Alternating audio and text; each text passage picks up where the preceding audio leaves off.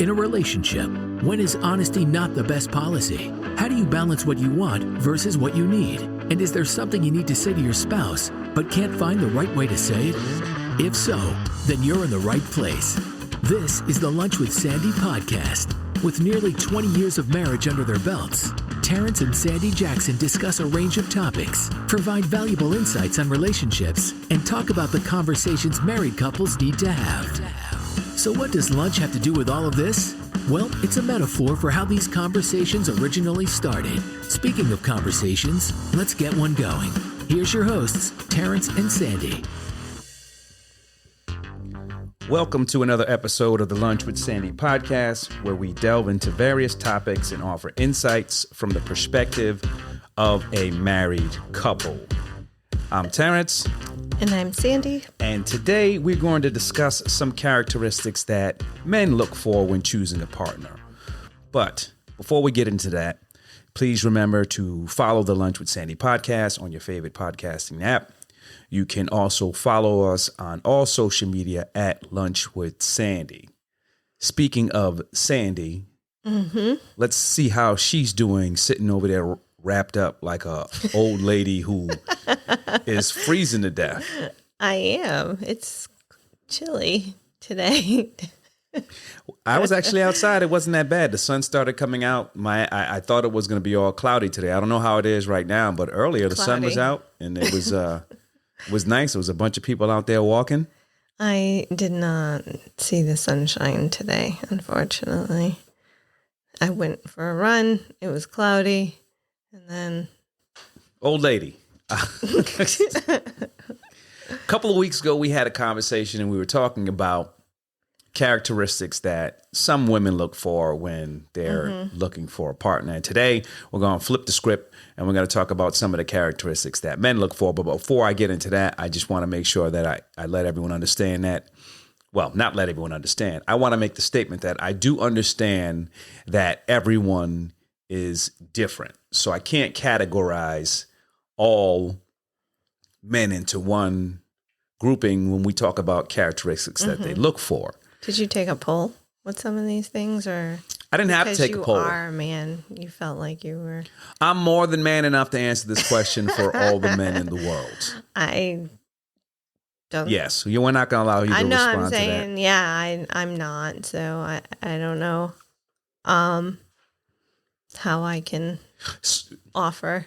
So here's something you can offer before I even get into this, because again, I think men and women are different in some ways. But do you think that men and women look for the same thing when they're choosing a partner, speaking just from the perspective of what they look for characteristically?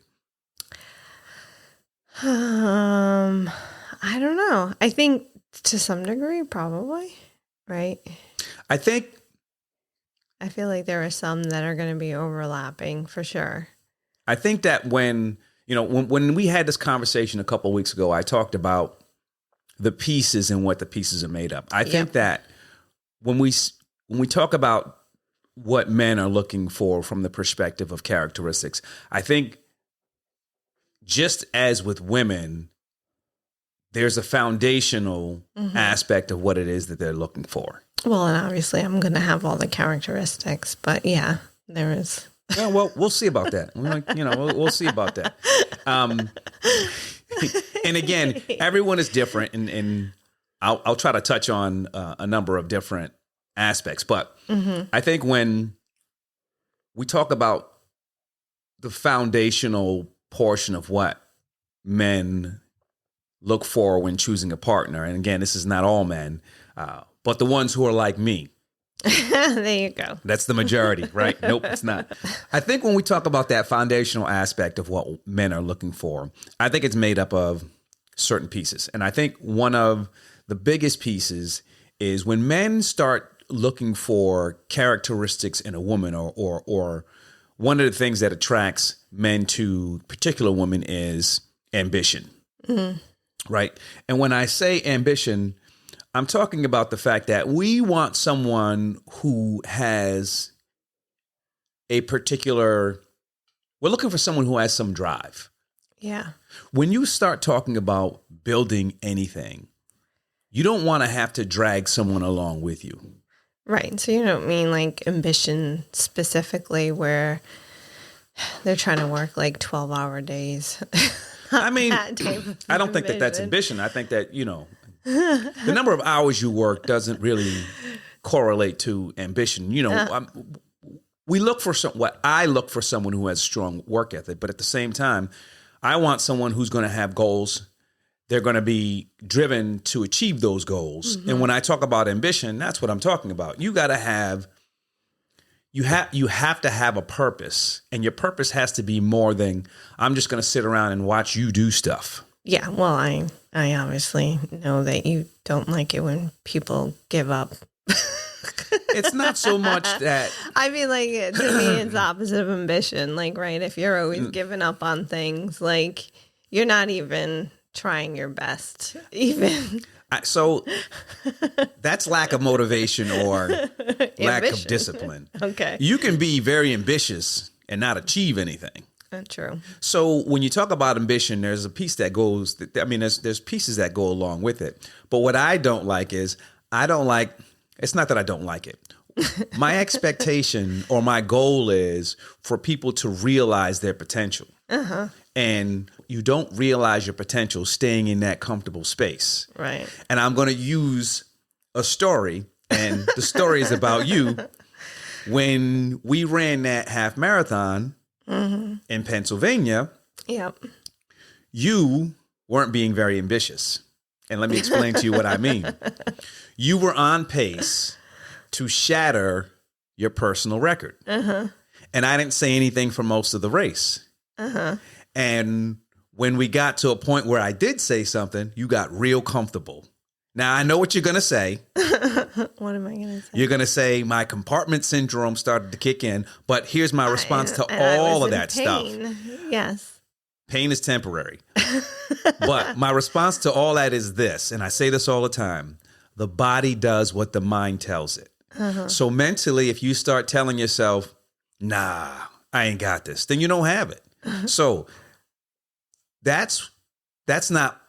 But you're right. I did start questioning myself because when it did start kicking in and I was in pain, the question that was running through my mind is, am I even going to be able to finish this because of all the amount of pain that I was in?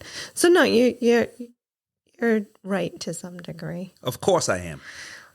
Just not all of it. Well, I don't think that you know what you can accomplish if you tell yourself that you can't do it. And I understand that pain is real, but at the same time, well, that's you are. Hold on a second. I didn't say that I couldn't accomplish it. I was questioning whether I could. I'm gonna tell you. You said you weren't going to do it, and I'll tell you. I'm gonna give you a perfect example. Remember when I said, "Okay, when we hit mile 11, we're gonna pick it up." Do you remember what your response was? I'll wait till mile 13. You said, nope, I'm going to wait till mile 13. You actually said, nope, I'm going to wait till mile 13. For all those who don't understand, a half marathon is 13.1 miles. So that means you wanted to wait until you had a tenth of a mile left before you actually started picking it up or putting some more spice into that race there. Well, I don't want to get too far down the road, but I feel like at least that did show a different quality that hopefully you do find. What? So listen, when I talk about ambition and I talk about someone who has a strong work ethic, which you do, and this is not about you, but someone who has a strong work ethic, someone who has that drive to achieve goals, and someone who can bring a sense of purpose and motivation into the relationship where I don't have to actually provide that purpose and provide that motivation at all times. Yeah. Well, yeah. No, and I agree. Like, you do need to have that self-motivation, right? Like, you can't always depend on other people for that. So I feel like if you do, that would probably be a turnoff. Wait. Oh, if you do have to provide like it. You have to provide it all the time. 100%. If you have to provide that all the time, it is a turn off. Exhausting. And now when we start talking about, I'm going to take a step back and I'll get to this other point. We talk about what men look for, and I start talking about the foundation. For me, ambition is clearly at the top. Uh-huh. But again, I mentioned this in the last episode. As human beings, we're shallow. So there is a sense of attractiveness that has to be part of that foundation. And when I say attractiveness, I don't always mean physical appearance, right? So attractiveness is made up of, it comes across in many different ways. Intellectually, right? Mm-hmm. Emotionally. There are a number of things that actually make up the aspect when I talk about attractiveness, because I'm talking about going beyond looks. Now, when I say I'm talking about going beyond looks, I'm speaking for myself and many who have the same ilk as me. But again, there are people who want trophy wives. I get it. There are people who want trophy wives. There are people who don't want a partner who has ambition. They just want to be able to control them. But we're not talking about those people there, because I'm a positive individual and I keep things on the positive side. But and I feel like the attractiveness is the one that I think does overlap between men and women, right? I think there needs to be some level of attractiveness. Like, you can't think that this is the most disgusting person you've ever seen. Why do you always got to go so far to the left? Listen, you always go so far to the left. I agree with what you're saying. But I also think most women, are also not as shallow. We tend to... Here's what I will give you this. What I will say is this. When we start talking about attractiveness, I think that women have more of a range than men do. And by that, what I mean is there are certain men, when you talk about attractiveness, they're just talking about the physical appearance. Right. And even from the perspective of, if I go left like you did, I think women have more of a range when we talk about that physical appearance than men do. Leeway, range. Yeah. When you hear, and so when I start talking about beyond looks, I am talking about, the mental aspects. Yeah. I am talking about the personality. Now, typically when someone says, "Oh, she has a great personality," you know what that means? The connotation behind that is, from a physical perspective, she's not all the way there. She is not all the way there. Well, yeah. Well, to your point, I certainly wouldn't want somebody, and I'm not going to speak for all women, but personally, I wouldn't want somebody who's ugly on the inside, no matter how attractive that they are on the outside. Well, there's a lot of ugly people on the inside. Yeah, so the question becomes how long it takes you to see how ugly they are on the inside.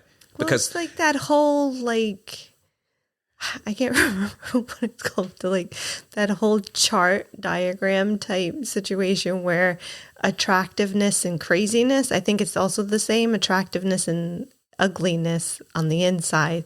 You have to find that balance between the two. Okay. How ugly on the inside can somebody be that it then becomes too overwhelming? I don't want nobody ugly on the inside. I don't want nobody ugly on the inside. But that's what it makes me think of. Because the thing about it is that ugliness on the inside, is ugly. Yeah. No. You know what I mean? It's one of those things where when you start to see what it is, it's ugly. And then, no, right. When someone's ugly on the inside, that can be contagious. You can become ugly on the inside too. Yeah, no, obviously I personally could not deal with any bit of ugliness. Obviously, to your point, we're all shallow to some degree, and none of us are perfect, and we all probably have a spark of darkness inside all of us. Probably me more than others, but... Yeah, well, we can tell by the comments that you make, but go ahead. But at the same time, if somebody's showing their ugliness, their personality ugliness, there is one... I can't deal with that. Yeah. There is one aspect of attractiveness that I think that I believe that men and women share, and I mentioned this when we had the conversation about the characteristics that women look for. Mm-hmm. And for men, confidence is very, very attractive. Mm. When a woman is confident and she's about herself, and by that what I mean is she knows who she is, she knows what she wants, and on top of that, she doesn't rely on any external factors to have to tell her that she is who she is. That is extremely attractive. Okay. The other part about that too is when someone is very confident, the way that they carry themselves is also very attractive. Because when you're confident, and again, there is a difference between being confident and being conceited. I was going to say obnoxious. Well, I mean, yeah. But when you're confident in yourself, you don't have to go overboard because you're not putting on a show for anybody. Yeah. You are who you are. Uh-huh. You can be confident and be humble. You can be confident and understand that the world is not all about you. Confidence is not conceitedness. Right. And when someone understands who they are, and at the same time, they understand that there are things in this world that far exceed what the normal or what the petty stuff is, that is extremely attractive. And I think those characteristics a lot of men are looking for when they start searching for a partner. Yeah. No, I'm thinking too, like confidence. I know I'm not going to be the center of everybody's universe, I should say, but I am at least the center of my own. And that's what it is. I mean, to think about that is, as long as you're not the center of your own by yourself, Right. you can be the center of your own world and have the other people who you pull into that. Mm-hmm. And I think that's what it's about. Yeah. So what do you think about people who what do you think about people who We talking about women. Go ahead, say it. get like a ton of plastic surgery? Do you think that is helpful or detrimental? Because, the plastic surgery could be there to help boost their confidence. So maybe that they do have the confidence now. Maybe they didn't before. I don't know. I feel like that's a slippery slope. So I tend not to comment on stuff like that, right? Mm-hmm. Because you never know what someone is actually thinking. Yeah. And I think that different things make different people happy. If the question is, do I prefer someone who has had plastic surgery done, then the answer to that is no. I use this phrase and I tend not to say it because I got some things that are going on. I believe in the imperfection of being perfect. Yeah. Or the perfection of being imperfect. Mm-hmm. And by that, what I mean is accepting yourself for who you are. Yes. And understand that, listen, nobody is perfect, but when you accept who you are and you understand that, okay, well, I am, what is the word I'm looking for? I am deserving of everything that comes to me. And when I say everything, I'm talking about all the positive things. All the positive things. I'm confident in who I am. I'm confident in my capabilities. I don't need any of the other stuff. That is what I find attractive. Now, some people may be confident and just want to change a look. And they may be changing it for confidence, or they may just be changing it just because they like something a particular way. That's their choice and their reason, right? So whatever their reason, it's their reason. I just don't believe that you have to do something like that for your confidence. And maybe, and again, there are people who may not be doing it for confidence. Yeah, no, I think, like I said, it's a slippery slope, right? Like, I think if somebody does something to boost their confidence once, like, hey, you know what, I'm a confident person, but whatever, blank. I really wish that this looked differently. I just think it becomes an issue if they keep on doing it, because then that's not a confidence booster. I think that's where you start towing the line where, okay, well, you're almost like needing too many confidence boosters. Yeah, but again, I can't sit here and say that people are doing that for confidence. No, I know. Only each individual actually knows that. As an example, one situation. People do it obviously for all different reasons, but yeah, so I'm getting away from yes, the plastic surgery that that you mentioned over there. So again, I talked about foundationally characteristics that men look for. And just like women, there are some pillars that I threw in some categories. And one of those is, I think for me, one of the things one of the characteristics that I look for in a woman is the ability to be social. As you know, I am a social butterfly at times.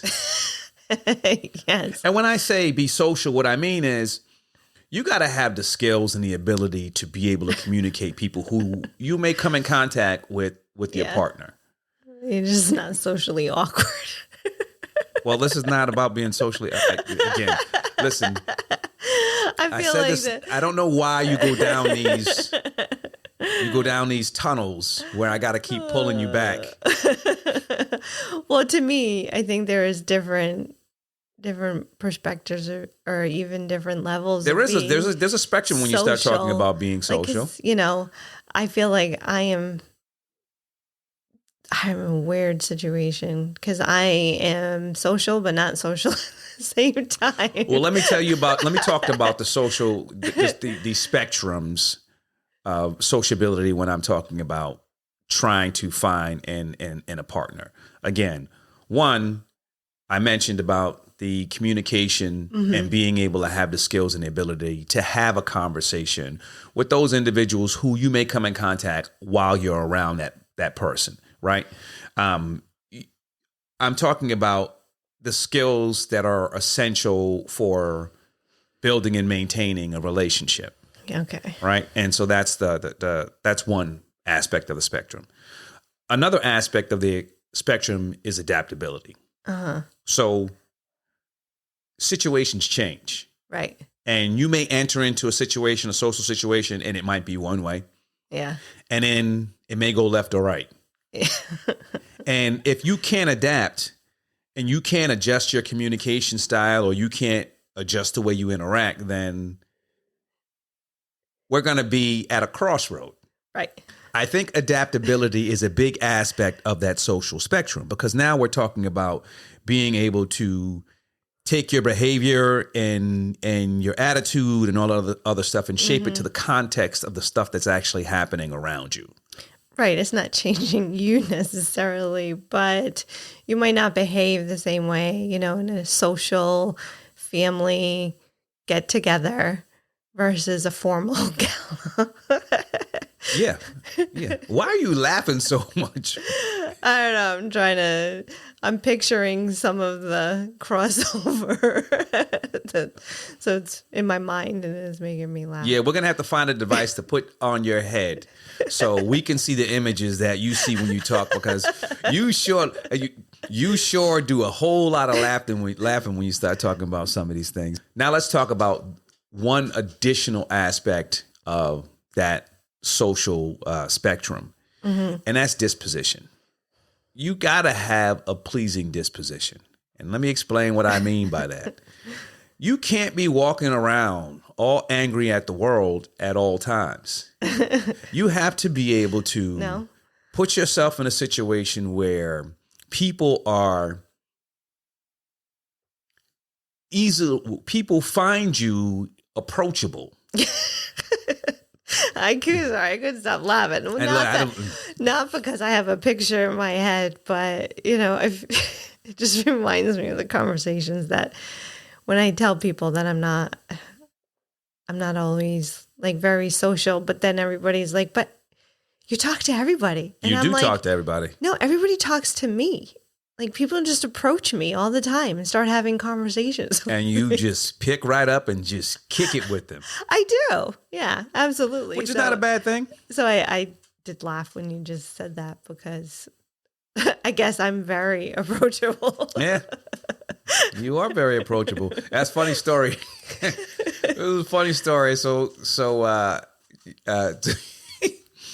Kate, who I work with, came up to me one day, and that's the only name that I'm going to use, but she said, yeah, so-and-so came up to me and they said that they were very happy you did something for them and they wanted to give you a hug, but you just didn't look approachable. I'm like, well, that's good. That's good. I don't want to be approachable in those situations. But one of the other pillars that for me is important when we talk about characteristics of a partner is intelligence. And you don't have to be Albert Einstein. You don't have to be a genius, but you got to have some level of intelligence.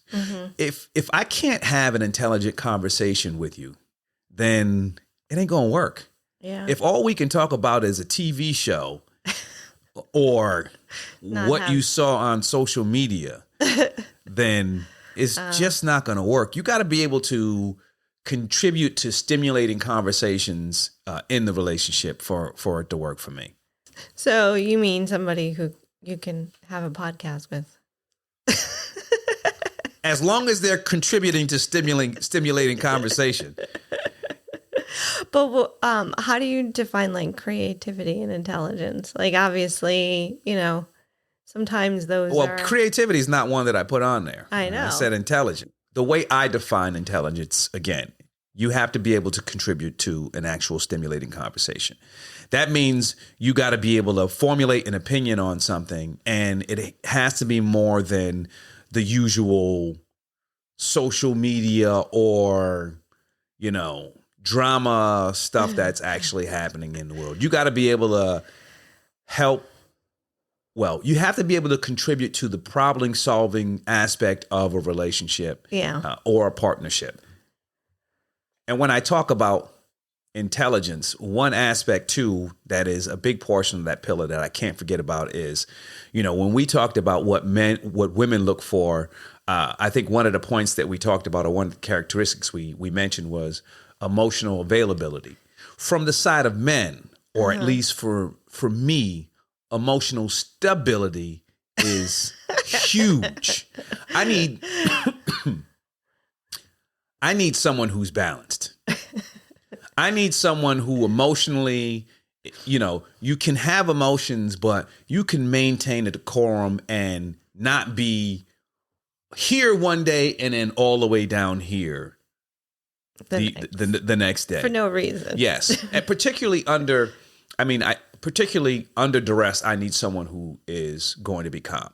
Because if you're not emotionally stable and a situation arises, whether it's a situation between you and your partner in a relationship or whatever, if I got to worry about you being all over here and I got to bring you down or bring you up, then that's where all my time is going to go. And that doesn't leave time for us to actually try and to deal with whatever is causing that duress. Well, and I feel like it's emotionally exhausting when you're constantly 100%. having to, either, like you said, taking people down and calming them down, or, bringing them up and massaging their ego maybe or something. I don't know, whatever is causing them to be down. It's just, it's exhausting.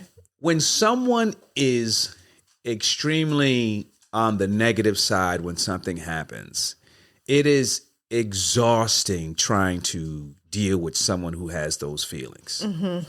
And I'm not saying you have to be happy-go-lucky all the time. You got to have a sense of balance. And balance means that when you may be here, but again, you can get to here, so you balance that stuff out. I think that's really important. So when I talk about, the pillars of characteristics when I look for, or when men look for a partner, I think that's also a big aspect of it. Yeah. No, I could not imagine. I feel like that's, a big one. And I'm surprised we didn't even talk about it with men, too. Well, I know we talked about the emotional availability of the emotional availability. We talked about the emotional availability. I think but we didn't really talk about stable. Well, I believe that's because men and women look for different things. Yeah, no. I think from the women's perspective, like we mentioned, feel like that's still important, even for the... Nah. You don't think so? No, because women like crazy. I think women like crazy. Not all women, obviously not all women. And again, because we're talking about men today, like I said, there's some men who don't want someone who's ambitious. Mm-hmm. I think that there are some men who may want some control. And so when you start talking about these different aspects about, emotional stability and things like that, they may not want those. But overall, for the most part, I do believe that, from the perspective of men, they want someone who's emotionally stable. Yeah. Most women are emotionally available. Mm-hmm. And so that's why I think where the characteristics differ when we talk about men and women. Now, when we were talking about what women were looking for, that last piece of the puzzle I called the spice. But for men, that last piece is, I basically call it the bonus, right? Because when you start looking at what they're looking for, or what we're looking for from the foundational perspective and what those pillars are, everything after that is bonus. Yeah, when I talk about the bonus, there are certain qualities that basically add a sense of joy and stability for men in a relationship. So this is the cherry on top. This is basically the cherry on top. And, you know, one of those cherries is when a woman is dependable. Okay. That's joyous. And, you know, so think about it. When the situation arises, you want someone who's going to be reliable, regardless of what the situation is.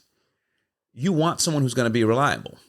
That means that the burden of handling the situation is not always solely on you.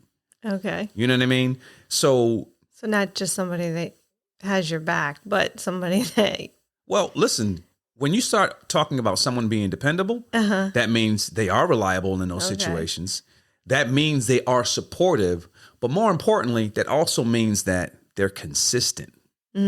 Right? And we start talking about consistency when you have someone who is reliable and consistent. Now you know that it's not going to be a situation where one day they are supportive and the next day they're not. Yeah. It's regardless of what happens, they got your back and they're going to consistently be supportive. That is a huge cherry. Jesus Christ. I don't personally like maraschino cherries, but... No one said it was a maraschino cherry. But I can see that. That is... I feel like that's... Yeah, that would even have played well with what women look for in men, too. I think we might have touched on that one. So I can see that. I can... Yeah, that's really important. Yeah.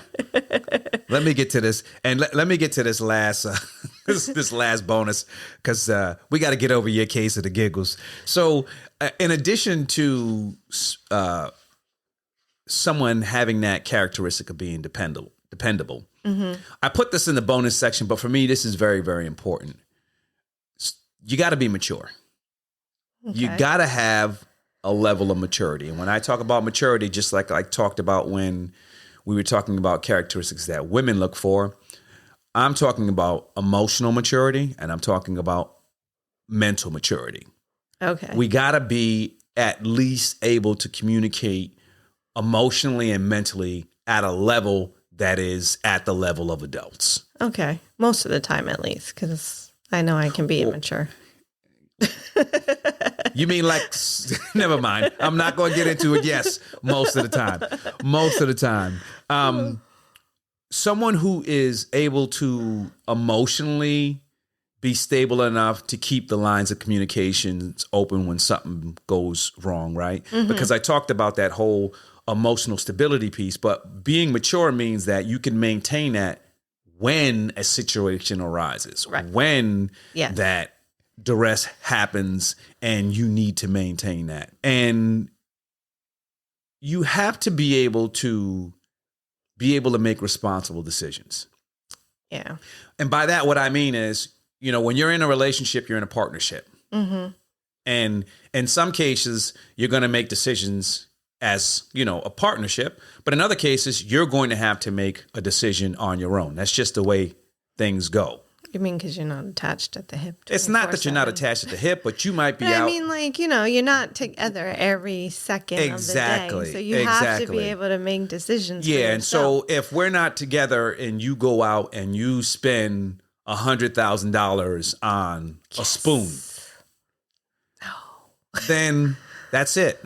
I have to be able to know that you're going to be mature enough and responsible enough to make smart decisions. I was going to do that tomorrow. Yeah, well, you're not going to get the opportunity to do that. So, you know, during this whole conversation, you know, we talked about the characteristics that, you know, There's one that I was surprised that I didn't see on this list. What's that?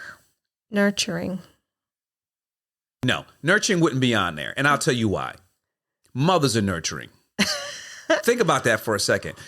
it depends on who the man is. Yeah. I'm not looking for someone to nurture me. Right?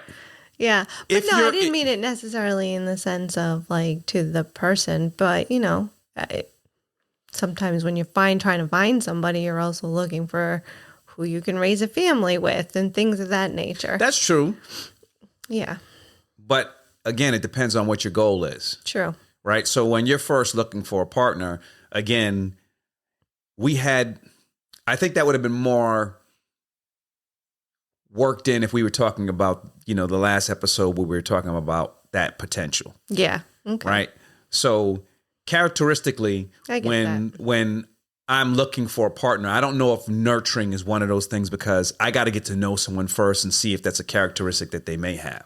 Well, and that's why it was great that you weren't a mama's boy. Well, for you. Exactly.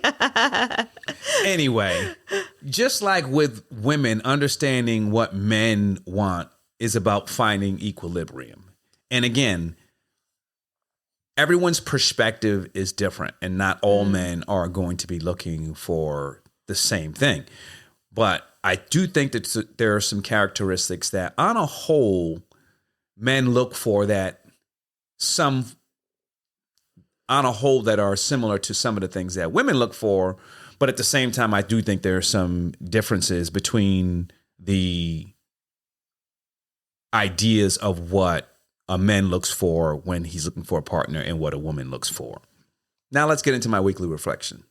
Someone will always have an opinion on what you should or should not do.